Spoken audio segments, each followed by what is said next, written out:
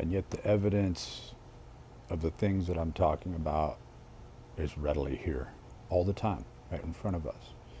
And it has to do with energy. It has to do where that energy culminates.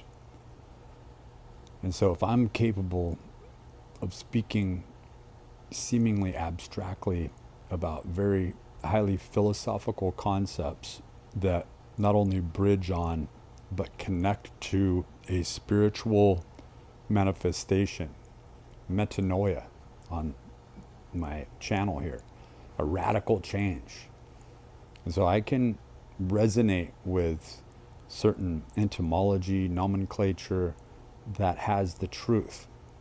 But if you asked me to verbatim tell you a biblical scripture, even though I was raised Christian, I've gone back to the Bible, I've read some of the Bible, but I can't tell you verbatim what's been said or scriptures. I walk away with the understanding of what I've just read. And when I read it again, countless times, I may look at it and go, yes, the same was true yesterday as is true today. But then you will get into a battle of scholarship where you'll talk to somebody who went to a school that was heavily based around theology, had these Bible verses and the exactitude of where they take place in certain, in the New International Version and the King James, what have you, and that they can tell you the difference between those scriptures, those verses, and how it was said and when it was written. But yet, you will be hard pressed to find somebody who is on both sides. And I've seen that type of thing, not to do anything with the Bible, not to do anything with spirituality or religion, though everything is spiritual in essence, but everyday common knowledge, where there's this search for, like, for me, this ear pops out, you know?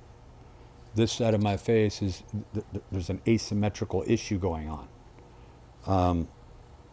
And to judge somebody and to say that there isn't a certain continuity in aesthetics, or this tooth, I did that to my own tooth. I had a little chip on my tooth and I started picking away. But to say that there's a breach in aesthetic continuity, and to say that lowers my value and disqualifies me, that is where Friedrich Nietzsche was really looking at a feminine quality in society, and to say that aesthetics, the area of aesthetics, would ultimately rule everything by pre-selection. So I'm not going to listen to you because you asymmetrically you don't meet the standards of what I can stare at and be entertained by in an idle way and allowed to sink into my psyche or my subconscious. But I will listen to this person who's being very authoritarian and has a photographic memory. And I guess what I'm saying is you will be hard pressed to find somebody who has an intuitive understanding, right? A divine knowing, a gnosis, right? Of what they are reading, whether or not there's a resonant truth there that transcends time and space, versus someone who can just verbatim tell you about information. Just the facts, ma'am. Just the facts. Giving you the news every day, but they're lies. But they're just the facts. They're just the things that are in front of us that are made to remember. The discourse, the rhythm, the way that an article has to be put together.